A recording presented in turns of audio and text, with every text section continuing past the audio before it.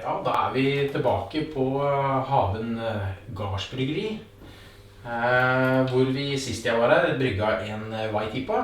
Ja. Og det den vi har i glasset nå. Ja, det det. Og den jo veldig frisk og god. Den frisk og god. Det veldig mye fokus på IPA, det har jo vært en stund. Men du har jo vært ute og reist. Ja, jeg har vært i Bergen og vært på Henrik Øl og Vinstove. Kjøpt glass også da. Og der smakte og det var for øvrig en fantastisk plass å gå hvis den glad i øl. 54 øl på tapp og pluss flasker. Så der finner det noe for enhver smak, kan man si. Men der smakte en Black IPA. Og det jo sikkert ikke nytt, men det var nytt for meg. Og den synes jeg var veldig god. Så det hadde vi vel tenkt å prøve på i dag. Ja, og da, sist gang så hadde du en basert oppskrift som du humla som en IPA.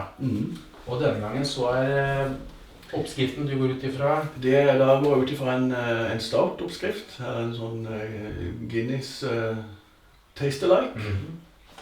Men justerer maltmengden litt grann fra litt mer peilmalt og mindre flaka bygg. Og så med rista bygg også da. Og humleprofilen? Og humleprofilen tenkte jeg da å bruke sånn omtrent som den som vi brukte sist i White IPA. Og det var jo Citra, Cascade og Centennial. Så det var jo da amerikanske humler med citrus og friske humler. Det tror jeg blir veldig bra. Og så tenkte jeg å bruke da ikke den irske VLP 004 som brukte i starten, men 007 i stedet for, som sånn typisk engelsk ale-gjær. Ja. Så vi får se hvordan det blir. Dette jo et eksperiment som dette har jo ikke gjort før. Så. Nei, Black IPA jo en sånn, jeg leste litt om det, og det jo en stil som dukket opp kommersielt i 2003 eller noe sånt, så den har jo vært ute der en stund, men den fortsatt ikke på noe øldommerskjema eller i noe sjanger, og det jo fordi at det veldig forskjellig tilnærming til hva som en Black IPA. Ja. Det veldig vanskelig å kategorisere. Så her det jo åpent for eksperimentering.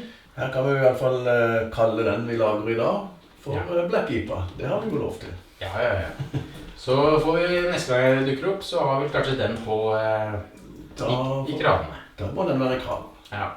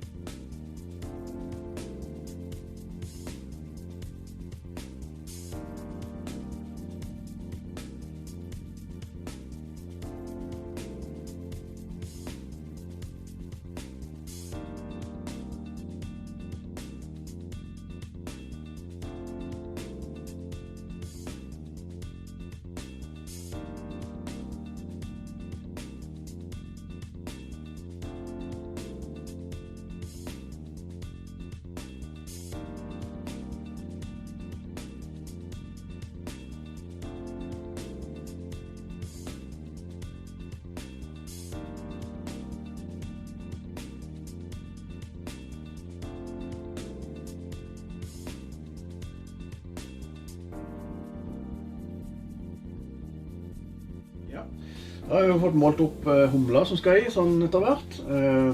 Bitterhumle, 20 gram Cascade. Neste da har jeg 20 gram Cascade, 20 gram Centennial og 20 gram Citra.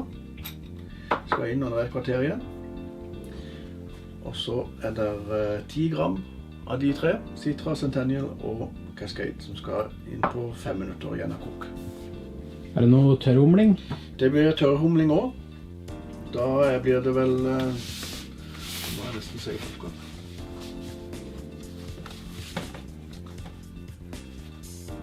Ja, da har jeg tenkt å bruke 20 gram av de tre. Etter da stormgjøringen over, eller etter, ja. 7 dager eller sånn.